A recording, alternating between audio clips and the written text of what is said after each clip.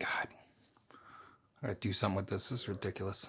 Hey guys, it's Tyler from GCA Films, your home for creators and creating things, be it filming, streaming, editing. If you make it, we wanna help you make it. That was a good intro, wasn't it? Okay, yeah. So the most recent videos we've been doing on our Do the Thing series have been about the ATEM Mini Pro, which is our video switcher slash stream machine thing that we've been utilizing. I stand by those videos, and we've got one more coming out that's related to that. But just last week, Blackmagic released a new model to the ATEM Mini line, the ATEM Mini Extreme. Technically two models, the ATEM Mini Extreme and the ATEM Mini ISO, which is much like the Pro and the Pro ISO. The ISO just means that it records each individual source. And while it's an upgrade that definitely wouldn't be necessary for everybody, and it's not one that we're gonna be able to make for a while, I did want to just kind of come on here and make a quick video about what the benefits of that upgrade would be from somebody, you know, moving from a Mini or a Mini Pro to the Mini Extreme, specifically looking at how we apply it, which is an application that frankly I think is super underutilized for these ATEM models, because it seems like for the most part Blackmagic is marketing these towards like people who do like business conventions or like online teaching or church streaming, things like that. But I think it could really be a great addition to anybody's like Twitch stream. Like I think if people really got into it, it could really open up the kinds of things people could do just on a normal like gaming stream and things like that. So this is gonna be a pretty loose video. I don't have a script or anything. I just got kind of some notes over here. Also, Unrelento, who's our newest addition to the GCA streaming family. She's streaming in the other room, so you may hear that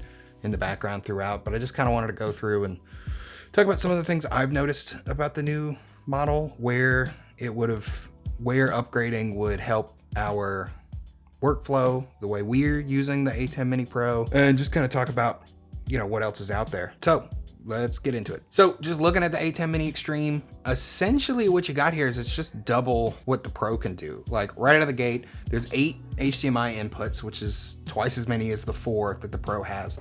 And those 8 inputs could be useful, especially depending on, you know, if you share our philosophy with gear purchasing, which is essentially to, you know, dress for the job you want, not the job you have, if you will. We could see the 8 inputs really kind of giving ourselves lots of room to grow. I mean, it would be a while before we'd find ourselves in a position where we could really utilize all 8. But even in just the 6 months of using the ATEM Mini Pro, we've already envisioned numerous applications of things that we could do today that would max out the 4 inputs it has. So the 8 really just kind of prevents that from becoming a limitation, especially for like a good while now. Further along those lines, we've got dual HDMI outputs, which is nice, but especially because they're each programmable. So like if you had 2 monitors, you could have one doing the multi-view where you could monitor all of your sources and audio and everything like that, and then have another one that's just your program monitor, so you're just seeing what's going out.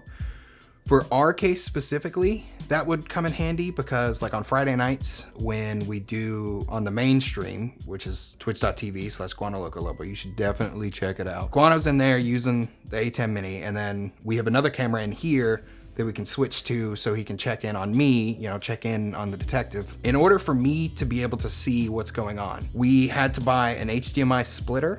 So we run the HDMI output from the ATEM Mini Pro into the splitter, have one going to his monitor, and then on Fridays I run a cable from that in here into mine. And with the Extreme's dual output, we wouldn't have needed that. Similarly, there's 2 USB-C outputs now, which is nice because the USB-C output, as I've mentioned in the first video we did, which is a banger, by the way. I mean, you really should check it out. If you haven't checked it out, you should check it out. I'm gonna link it.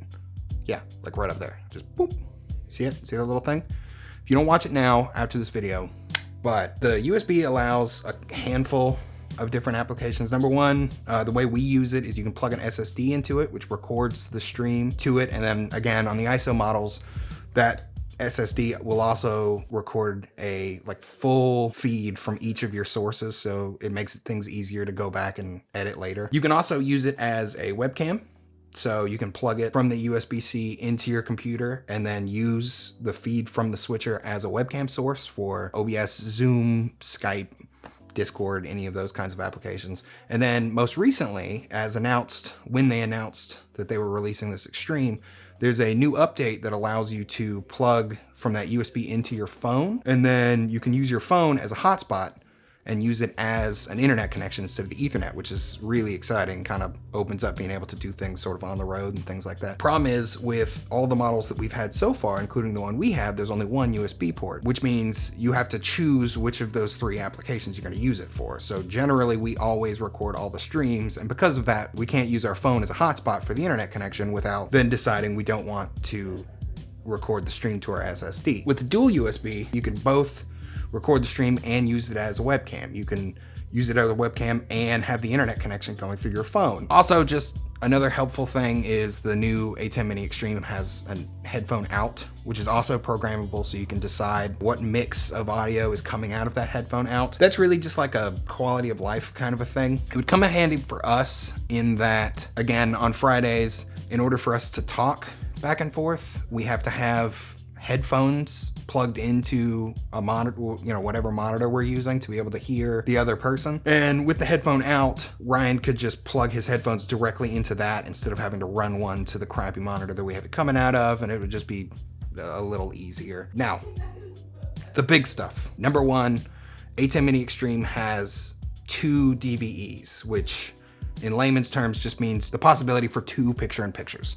So I mentioned as one of the big downsides in the first ATEM video we did that unfortunately you can only do 1 picture-in-picture source at a time. So while you can use that switcher to plug in a DSLR or other HDMI out, nicer camera than a webcam into it and use that as your face cam, with the picture-in-picture functions, you could only do 1 at a time. So if you wanted a second angle, maybe it's of the full setup like the one that we have, or maybe it's a camera, it's a mouse and keyboard angle, something like that. If you wanted to use another DSLR camera, for instance, to cover that angle, you would need at very least a cam link, and then it just kind of complicates things a little bit. With the Extreme, you don't. You can do both of them at the same time, and you can program them separately and have them in the spots that you want, and everything's great. Even further along those picture-in-picture kind of lines, they have something called Super Source, which is not something I had heard of until I started looking into this new switcher, and it can apparently do a whole bunch of stuff that much more knowledgeable people can fully explain. But for our situation, it's essentially 4 more picture-in-pictures. So you can set up a scene with up to 4 different camera angles working as a picture-in-picture, and then behind it put an image. There's a bunch of other benefits that we could get to, but the last one, because I'm really just kind of focusing on the things that would help our setup that we would utilize and that somebody else just kind of making a good, gaming, interesting Twitch stream might utilize. There is the macro buttons. So we mentioned in the second ATEM video, which again, if you haven't seen it, you should. It's so good. It's so good, you guys. It's so good. But we mentioned in the second one that you can use macros to do a whole lot of interesting stuff. I think we mentioned it specifically in the idea of, being able to move your picture-in-picture camera around, resize it, things like that. Now, there is somewhat of a problem when it comes to macros, like specifically in our case. So the Guano Loco Lobo stream still uses a webcam, despite the fact that we have this, because he's got these camera effects that we like playing with. We call them Big Face. So you can do a channel redeem Big Face, and then he goes to like a full screen of just his face, and then he can just keep zooming it in 4 times. So it's like Big Face, and then it's an even tighter, bigger face, and it's even bigger face, and then eventually it's just his eyes. Like, that's all you can see. If we were using the ATEM picture-in-picture capabilities for his camera, we could do those bigger faces using macros to like resize the camera and everything like that. But in order to trigger those macros, you either have to click the macro in the software, or there's this thing called the companion app that you can use to connect it to a Stream Deck and have buttons on the Stream Deck to trigger necessary macros.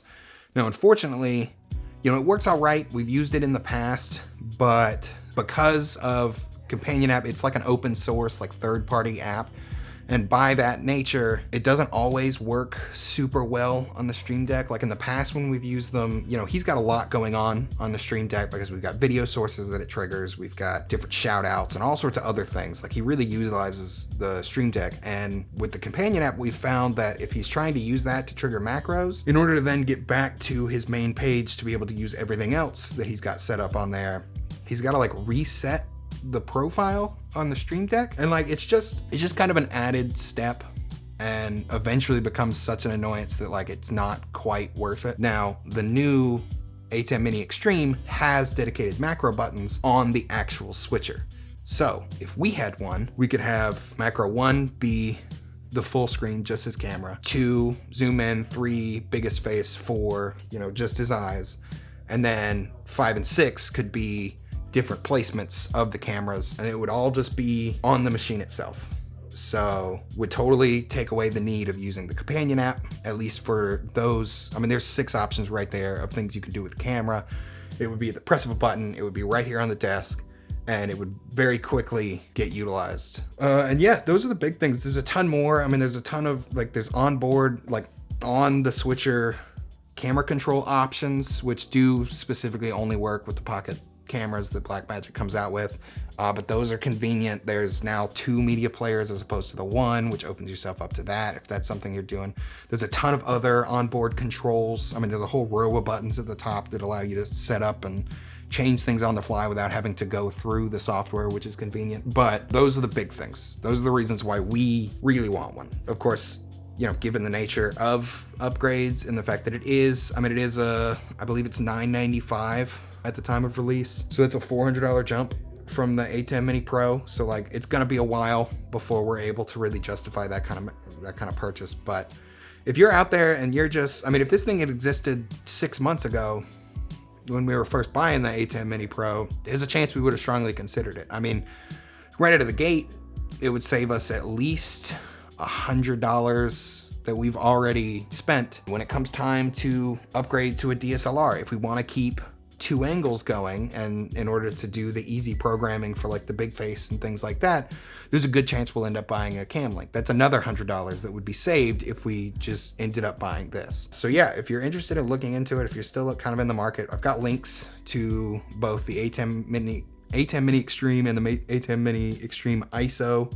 And hell, I'll go ahead and put the ATEM Mini Pro down there as well, so you can just kind of look. The ATEM Mini Pro is what we have. You can kind of explore your options. For disclosure, those are Amazon associate links, which is what they call their affiliate program. But yeah, I mean, take a look at it. I really think that this ATEM line could really open up a lot of possibilities for just Twitch streams, just the general, you know, gameplay heavy Twitch streams that so many of us, especially now, are suddenly trying to get into. And I think it's criminally underutilized, and I think the people that do jump on this boat kind of already have a leg up to a lot of people, which is really the name of the game, right? So with that, if this video is useful, you know, like, subscribe to us, check out those other videos. We've got some more ATEM resources coming out, hopefully, depending on when this comes out, you know, sometime in the next couple days, or maybe it just came out. We've got another one talking about how we filmed our first ATEM Mini video. Got links in the description for, you know, if you want to see all of this in action the way that we're using it. Definitely check out Guana Loco Lobo on Twitch. It's great. I also stream sometimes. It's mostly like video editing, boring stuff. But if anybody is interested in, you know, asking questions directly, ask them there, I guess. We've got a Discord down there, which is a great spot to kind of meet other creators, and it's just a good general community that kind of helps bring everybody out. And yeah, that's it. I'm not even gonna put our GCA little thing. We're just gonna sit here. We're just gonna talk this one out. We got a video. This is a pretty cool video that you can check out. You know, you can subscribe to us with that little button. Ooh, I can make things really dramatic. So it's pretty cool, isn't it? Oh yeah. Happy Saturday.